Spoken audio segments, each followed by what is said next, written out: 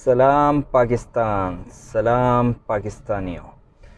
मैं हूं आपका होस्ट, आपका दोस्त शकील परदेसी। मैं आपको अपने चैनल शकील परदेसी व्लॉग्स पर खुशामदीद कहता हूं और नए आने वालों से गुजारिश करता हूं कि वो मेरे चैनल को सब्सक्राइब कर दें ताकि मेरी हर आने वाली वीडियो आपको बरवक्त मिल सके। शुक्रिया। तो आज के व्लॉग में मैं आपको बताऊंगा दुनिया में दिल के बग़ैर या मस्नूई दिल के साथ ज़िंदा रहने वाली एक खातून के बारे में। तो चलिए शुरू करते हैं आज का व्लॉग। तस्वीर में मुस्कुराती हुई खातून सलवा हुसैन हैं। ये बरतानिया में अपने शौहर के साथ रहती हैं। दुनिया में दिल के बग़ैर या मस्नूई दिल के साथ ज़िंदा रहने वाली ये दूसरे इंसान हैं और इनकी ज़िंदगी में ये तब्दीली जब आई जब उन्होंने अपने जिस्म के अंदर मस्नूई दिल लगवाने की एक ऐसी सर्जरी करवाई जो दुनिया में एक गैर मामूली वाक़या है। तस्वीर में वो अपने मस्नूई दिल को एक बैग में उठाए हुए हैं। ये बैग उनके साथ रहता है जहाँ भी ये जाएं और जब तक ये ज़िंदा हैं इन्हें इसी बैग के अंदर मौजूद मस्नूई दिल के साथ ही रहना होगा।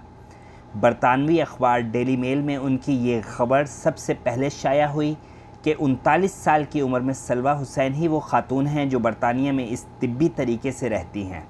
वो 2 बच्चों की माँ हैं। इनके साथ मौजूद बैग में एक आला है जिसमें 2 बैटरियां हैं जिनका वज़न 6.8 किलो है, जो बरकी मोटर और हवा को आगे बढ़ाने के लिए एक पंप का काम करती हैं।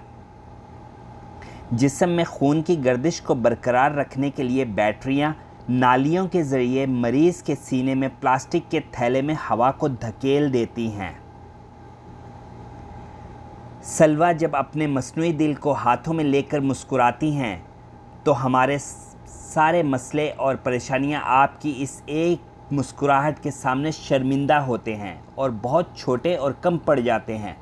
किसी भी थकावट और अफसुर्दगी का इजहार करने से लाख गुना बेहतर है कि हम अल्लाह करीम का शुक्र अदा करते रहें।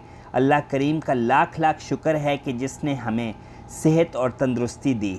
हमें हर हाल में अल्लाह रब्बुल इज़्ज़त का शुक्र अदा करना चाहिए। जो नेमतें अल्लाह ताला ने हमें अता की हैं हम उनका शुमार तक नहीं कर सकते। उम्मीद करता हूँ मेरी आज की इन्फॉर्मेशन आपको पसंद आई होगी और अगर आपको आज की वीडियो अच्छी लगे तो इसे अपने दोस्त अहबाब के साथ ज़रूर शेयर कीजिएगा ताकि मैं आपके लिए ऐसी ही वीडियोस लाता रहूं। शुक्रिया।